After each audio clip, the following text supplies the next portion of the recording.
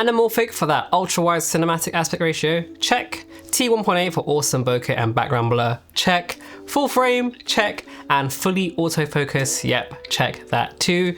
This is the new Sirui Astra 50mm full frame anamorphic cine lens, and I've been hands-on with this amazing lens for the past couple of weeks. And in this video, I'm going to give you my review of this very unique and interesting lens. Also, hello, if you're new here, I'm Aaron, this is Really Visuals, and if you like this type of content, consider hitting that subscribe button to see more.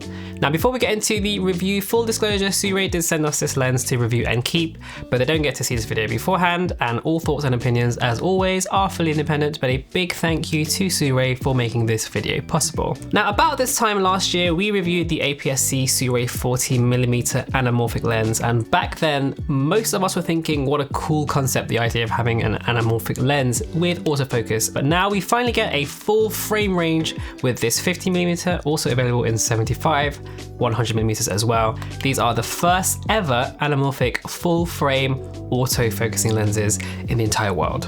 You can purchase all of these individually for around $800 each, or about $2,400 for the full set.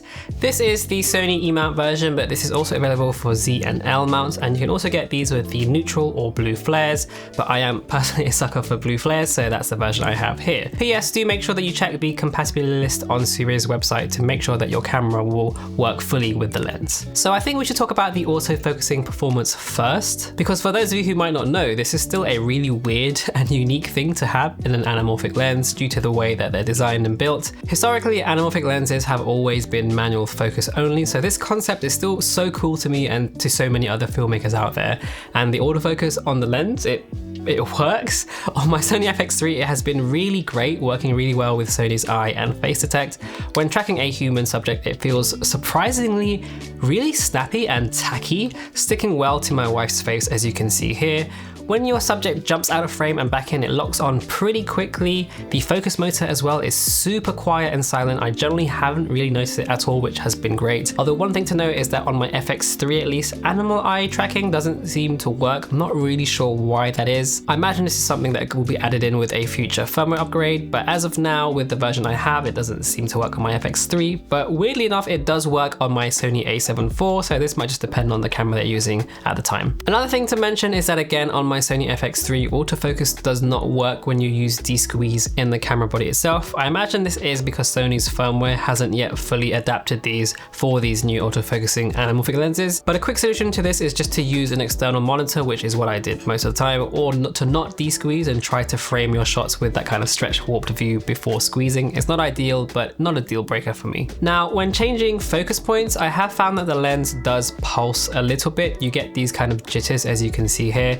I am hoping that Sirui are able to fix this with firmware updates as well, something that historically they have been quite good at. But for the time being, you can remove the issue altogether by just setting the camera's transition speed set to either 5 or less. Personally, on a lens like this, I prefer to have it quite slow anyway to get that more natural looking focus pull. But other than that, the autofocus has been really reliable on my FX3. There is a bit of focus breathing, as you can see. To be fair, this is a common characteristic of anamorphic lenses anyway, and not a deal breaker again for me. Okay, so moving on to the image quality. Now, this lens has a 1.33 times constant squeeze ratio. So on a 16:9 sensor, you of course get that classic 2.35:1 widescreen cinematic aspect ratio with no cropping, there's no pixel loss. So for those of you who are still adding black bars to your video, this is how to do it properly. Typically, anamorphic lenses give you that very distorted, warpy look with that soft, characterful image. Certainly that's what we found with the Sirui anamorphic lenses that we've used in the past. However, what really surprised me about the Astra is that while you still get all of that anamorphic goodness, it's dialed down quite a bit, and instead it kind of half leans into the sharp, clinical, modern look that you would expect from a modern mirrorless hybrid lens, but also half into those anamorphic characteristics. Personally, I love the anamorphic look, but by giving you kind of the best of both worlds, the Astra makes for, in my opinion, a really good entry point into the world of anamorphics by giving you a little flavor, but still retaining that modern sharpness as well. As you can see from the footage here, the image to my eye, it looks fantastic. Now the max aperture is t1.8, so of course that's great for low light and for those lovely out of focus blurry backgrounds, but even wide open, the center of the image still retains a lot of nice sharpness and contrast for an anamorphic lens with that typically soft corner look. I found the lens didn't really improve in terms of sharpness and contrast until around f4 for a noticeable bump up in corner to corner sharpness, with around f8 to f11 giving you a surprisingly decent amount of sharpness corner to corner. Now I don't really know how many people use an anamorphic lens for corner to corner sharpness though, so do take that with a bit of a pinch of salt. The real star of course is that lovely characterful bokeh and out of focus blurry backgrounds that you can get with really nice subject separation and that anamorphic cinematic dreamy look, and this lens does do that really well. I love the way the bokeh shapes start off fairly circular in the middle, but then you get to those corners and they become these really interesting half moon shapes towards the edges.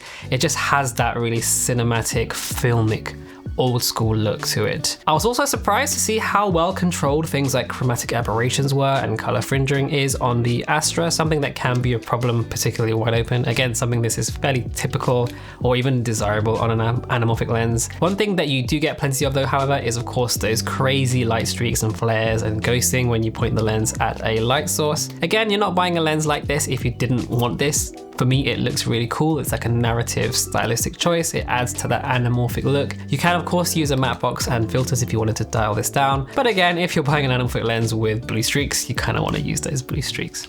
Now, one thing to note is that there is a little bit of pin cushioning on this lens, but in my opinion, in the real world, it's not something that I really notice, but your mileage may vary. Keep in mind that 50mm anamorphic when viewed horizontally on full frame is not the same as a regular 50mm lens. It equates to more around like a 35-36mm, but as you probably know, that's a big favorite of so many due to its true to eye perspective. It's an intimate yet still versatile focal length that's great for a lot of things. So in my opinion, if you're going to dip your toes into just one of these lenses from the set, the 50mm is definitely the one I'd recommend, though I wouldn't be too surprised if we do get some wider focal lengths in the series in the future. Personally, on anamorphic, I love the look of ultra wide. It just looks so epic.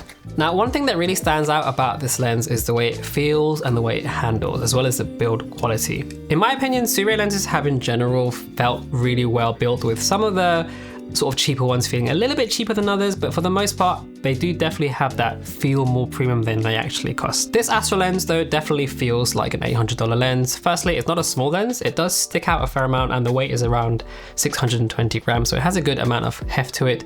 Though remember, traditional anamorphic lenses are usually huge and can weigh like 2 kilograms, so it's still amazing to me that this is still relatively compact. The body of the lens is aluminium alloy, and it's great to see weather sealing gasket making this lens resistant to rain as well as dust and dirt. It feels really durable and well built, and you can really feel that in like the buttons and in the rings. I really love these deep grooves on the aperture and focus rings, so you can attach things like a follow focus, for example, and the clicks through the aperture. It feels so satisfying. I'm gonna put this right next to the microphone so you can hear this. Just feels really good, really good. Although you can turn this off as well. You've got that USB-C port as well for firmware updates, and there's also a toggle for the AF and MF switch. There's also a function button, and as well, there is an iris lock as well. For me, the manual focus with the distance markers as well as the hard stops on the focus ring, it feels like a really nice upgrade over the APS-C lenses. The filter thread of this lens is 67mm, and that's consistent for all three in the set, which is great. Also, the lens has a minimum focusing distance of 0.5 meters. So with all of that being said, who exactly is this lens for? I think the Astra is a great choice for indie filmmakers and content creators who want anamorphic aesthetics but without the traditional weight, cost, and of course manual focus limitations of cinema glass. The way that Sirui have kind of married modern elements with classic anamorphic features makes this quite an accessible lens. I mean, again, the fact that it's got really good, reliable autofocus is still such an amazing thing to have in 2025, and I'm sure other companies are going to follow suit as well. For me and the kind of work that I do, it's not the sort of lens that I would use often, but I can definitely see this being a great choice for a certain kind of filmmaker who wants to have that more cinematic, artistic, creative look versus the more kind of like clinical, almost corporate look of more modern hybrid lenses. And the fact it's got autofocus just makes it more accessible than ever. Anyway, that's going to do it for this video. Let me know down in the comment section below if you're a fan of the anamorphic look. A big thank you to Sirui once again for making this video possible. You can find links in the description if you're interested in picking up one of these for yourself. And if you made it this far, hit that like button, subscribe, all of that good stuff that the YouTube algorithm likes. You can also follow us on Instagram down here if you want to get in touch with us for anything. And as always, I will see you on the next video. Peace.